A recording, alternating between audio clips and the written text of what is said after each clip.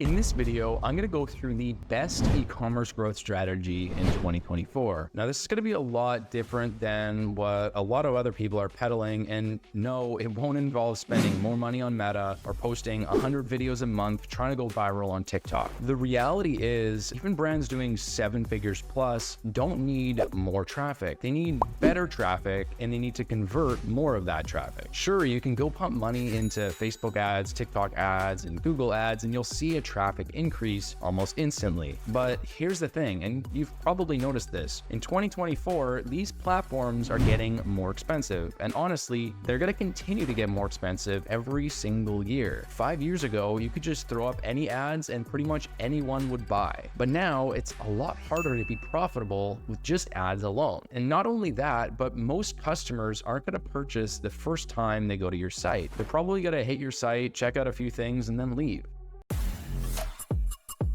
Plenty of options, lots of competition, and a seemingly endless stream of ads. Consumers have more choices than ever, and they want to learn more about the brands they're buying from and why they're actually the best for them. So what you need is a way to capture and convert that existing traffic into customers. Using a pop-up can help you convert 5 to 10% of your website traffic into email and SMS subscribers. Now, once they're on your list, you can nurture them using email and SMS and tell them about your brand and just warm them up so they're more likely to purchase from you. Email and SMS is also the single most profitable channel with all of the brands we're working with right now. And not only that, it's the only one you own. Now, the best time to convert these leads into customers is within the first 30 days. We found that conversion rates drop significantly after that first month, but where a lot of brands go wrong is they just start peppering people with content that they want to send versus sending people content that's actually valuable to the customer or the lead. Your goal right away should be to introduce yourself and start sending valuable content that people actually want to receive. If you can do this right, your email marketing will lead to lower front-end cost per acquisition, increased loyalty and repeat purchase rates, and increased revenue from referrals. But people won't just magically jump from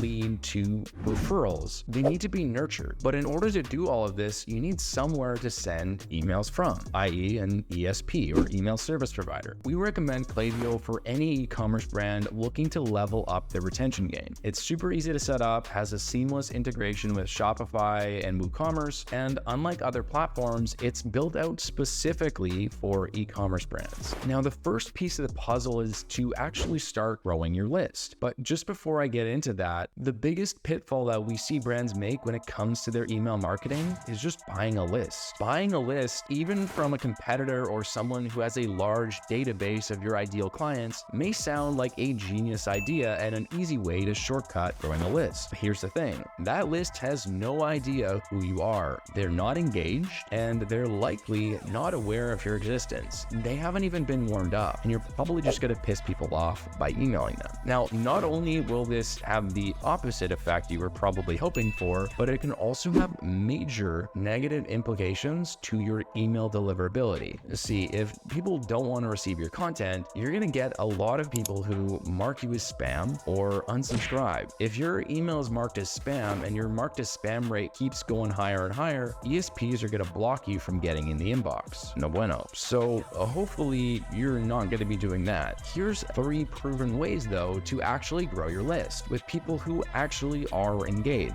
The first is what I initially had mentioned, sign-up forms. Now, there's a few different ways that you can actually leverage sign-up forms in order to capture 5 to 10% of your website traffic. Number 1 is using exit intent pop-ups. So implement a pop-up that appears on your website just as they're about to leave and offer them a reason to actually subscribe, such as a discount or exclusive content. Saying want to join our list isn't a great offer. Now, I'd also recommend adding sign-up forms in high traffic areas of your website, such as the header and the footer, but just make sure you're excluding people who are already on your list. You may also want to exclude people from countries outside of your target market as well. The second way is through contests and giveaways, but there's a right and a wrong way to do this. The wrong way is by giving a trip to Mexico. Everyone wants a trip to Mexico. What you're gonna end up doing is attracting a lot of people who want a trip to Mexico but are not interested at all in your brand, products, or anything you have to offer. The right way to do it is by creating a contest or giveaway where the prize is directly relevant to the customer and your brand. For example, if you sell baby clothing, giving a $500 gift card to your store, or giving a subscription to a magazine or a certain service that's relevant to new parents. Another awesome way to grow your list is through partnerships with other brands that may be indirect competitors, i.e. they're selling different products, but to the same people. Now, the third method for growing your list that we would recommend is by collecting emails and SMS on the checkout page. This can be a great way to collect emails for some of the highest intent users, the people who almost purchased but just dropped off right before. Just make sure that they're added to a separate list than the other pop-ups. What we don't want is these people getting abandoned checkout flows and the welcome series flow at the same time. If you have these flows right now, check these flows are set up and set up properly. We've seen multi-7 and 8-figure brands make this mistake. Again, no bueno. So once you actually have a method to get people signed up to your list, the next step is to nurture them. And the best way to do this is with flows. And flows are basically just automated emails that are triggered by a specific action. Now, just before I dive into the flows that generate our clients millions of dollars on autopilot, the biggest pitfalls that we see brands make with flows is not having the right triggers, not having enough exclusions, which means the wrong people are getting the emails, or having too many exclusions, which means the right people aren't getting the emails. But there's a balance to this. You want to warm people up, not piss them off. What I would recommend doing after you've got some of your core flows set up is step 1, review who will enter the flow and who will not. Check this for at least 10 potential people who would enter the flow. And step 2, after a few days of being live, go back to the flow and see who's been added into the flow and what other flows and emails they have received. We don't want people receiving 13 emails at the same time, all asking for them to do different things. No bueno. Now, for e-commerce, there's a few main flows that you're going to want to set up. The welcome series flow. This is to welcome people to your brand. Seems pretty self-explanatory, but this should be what your pop-up feeds into.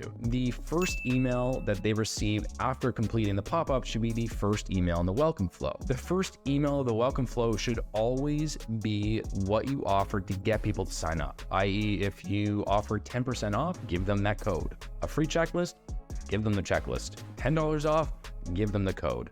A free towel, give them the towel.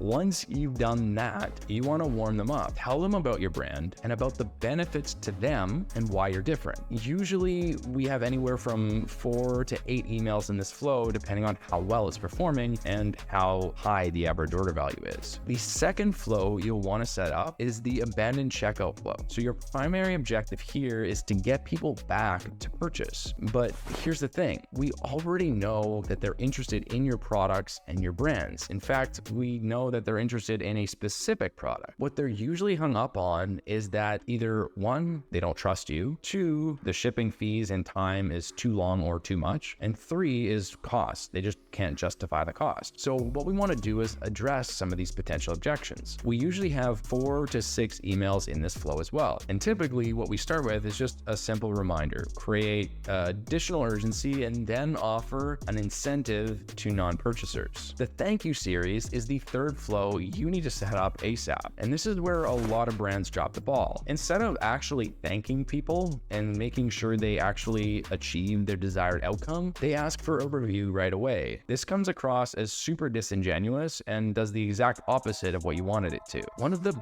best ways to get more customers, more referrals, and more loyal customers is by actually giving a shit about them. And just make sure they have a good experience. If you do nothing other than that, you'll be doing more than most brands do and your brand will grow. Anyways, there's a ton of different flows that you can build out, but these are some of the key ones you should focus on right out the gate. Now, once you've got those flows set up, it's time to look at how we can nurture people and convert them from subscribers to buyers, and from one-time purchasers to repeat purchasers, income campaigns. But just before we dive into the campaigns that we use that are responsible for generating some of our clients hundreds of thousands of dollars per month, there's 3 big pitfalls pitfalls that we see brands make with their campaigns. The first is the easiest to fix, and this is just sending volume. Most brands just don't send enough emails. Whoever told you that you can only send one email per month or one per week or one per day had it all wrong. The fix to number one is just sending more emails. But here's the thing, if you're just batching and blasting every single email, this will not work. And actually, you will piss people off. It's going to do the exact opposite of what you want it to do.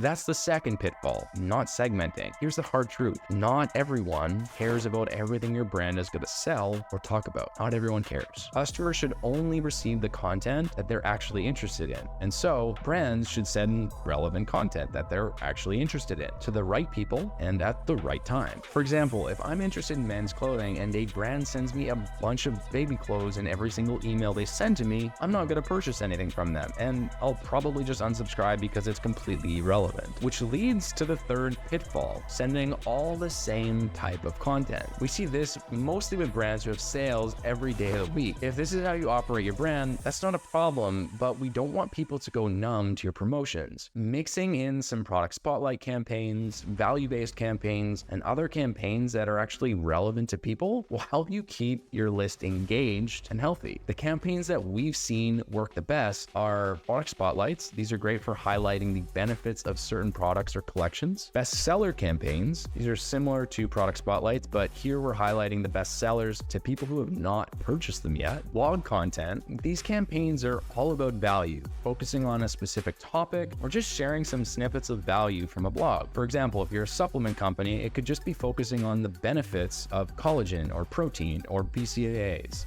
The next one is product drops. These can be very, very powerful. Building hype around a new product or a new collection, actually dropping that product, and then reminding people about that drop. So anyways, I hope this video helped you out. And if you do have a brand doing over $50,000 a month in revenue, there's an application just below this video in the description. I'd invite you to apply if that's of any interest to you. Thanks so much.